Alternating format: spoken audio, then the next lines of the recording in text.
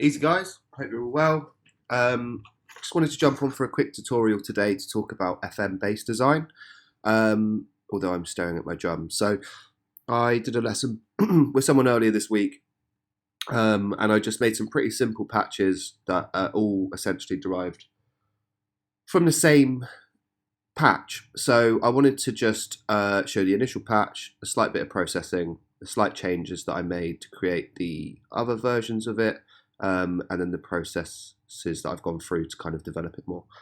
It's quite a simple tune. Like it's not meant. I'm probably not going to finish it. It's more just for showcasing FM purposes. But yeah, here's a little lesson.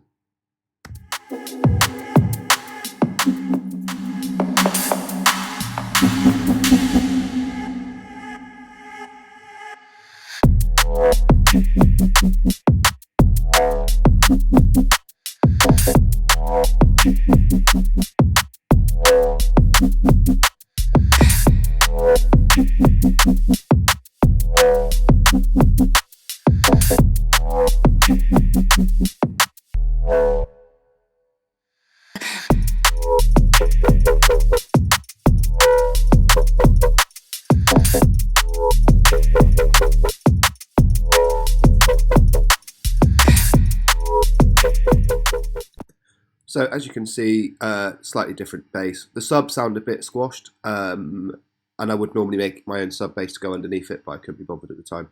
And I'll sort of go through that in another lesson. And then there is a switch up, which I'll just show you quickly, which is just then moved about a little bit.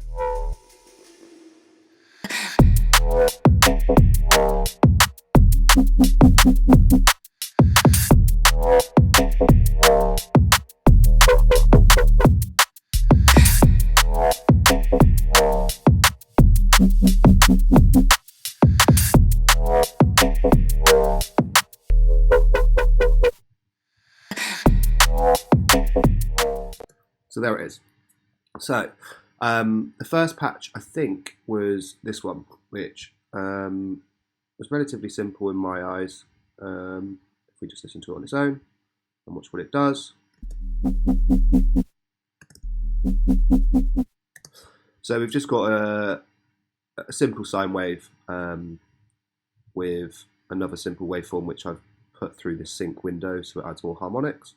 And then we've done the FM from B, which essentially is the frequency modulator, will be this oscillator.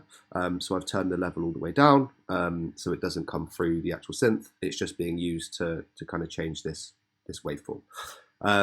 There is then some little bit of hyperdimension, some distortion, which has got a horrible peak, but it's to boost certain frequencies, and then a little bit of compression at the end. So it's quite a simple patch, right? There's not much going on, and there's a little filter, and the movement is coming from here. So 1/4 with a slight rise and delay into it, and here's the filter that is following. So if we watch it, it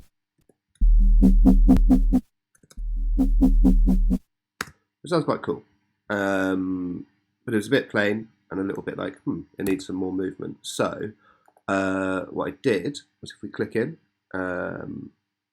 to envelopes, I guess it's called. Yeah. I selected MIDI control and then pitch bend, which is actually selected for you on mine anyway, so it doesn't take too long. And then it's just pitching down by a little bit. So when you listen to it, you can see it slowly pitching down. So that was that sound. We'll turn that off and on. Yeah, that's fine. So then we've got some reverb and filtering. So that's what the sound sounded like to begin with. A little bit of filtering, just so it slowly opens up over time. If I show you the automation, you can see that it's just a little bit, just to keep it interesting.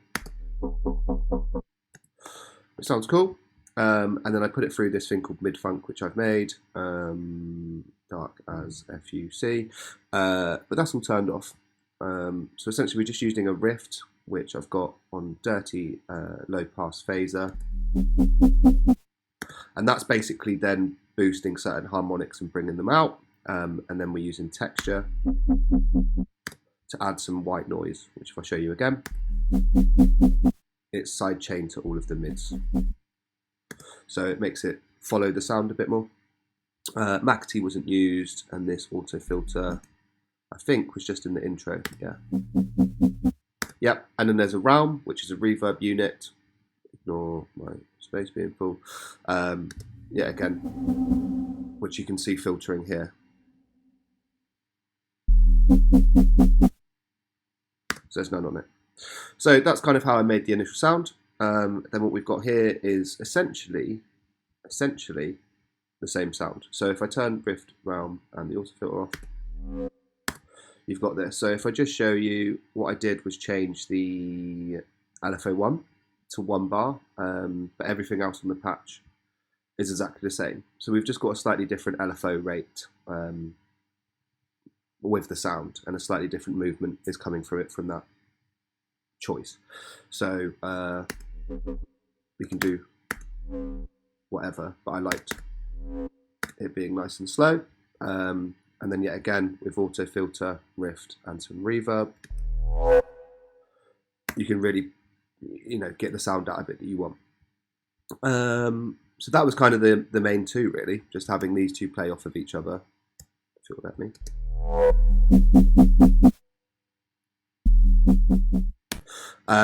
So then initially it was like this.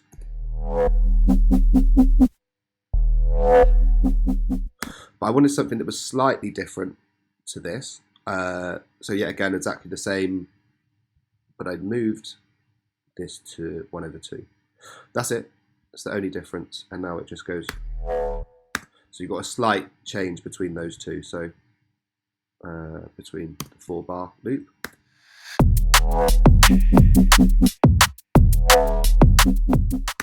So it doesn't feel like it gets too repetitive, essentially. The last one was, is it this one? No, is the little stabs, which I've had to bounce out in the end. Yeah, I had to bounce these out in the end because they sounded a bit weird and we're adding some different stuff. But essentially, let's see if I can redo it quickly, because that would be the best thing to show you.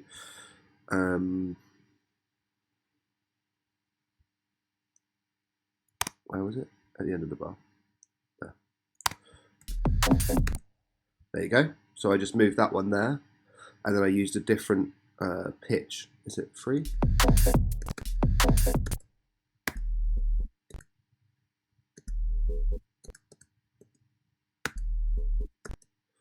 Okay, it's because that's still playing. I was like, that sounds really good. Go away.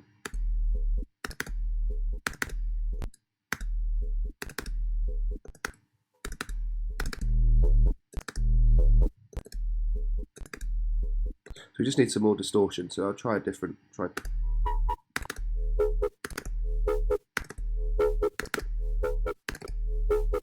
Which isn't quite as tight. So I think maybe let's.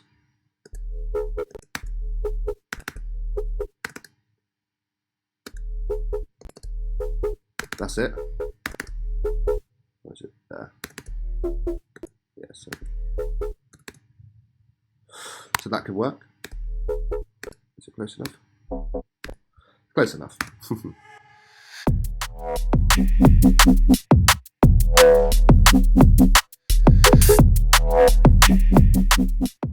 So there we have it. That's how I make a riff or a groove out of one simple bass patch. So yeah, any questions, please leave them in the comments on the videos. Please subscribe, like, and follow for more content. So yeah, big ups everyone.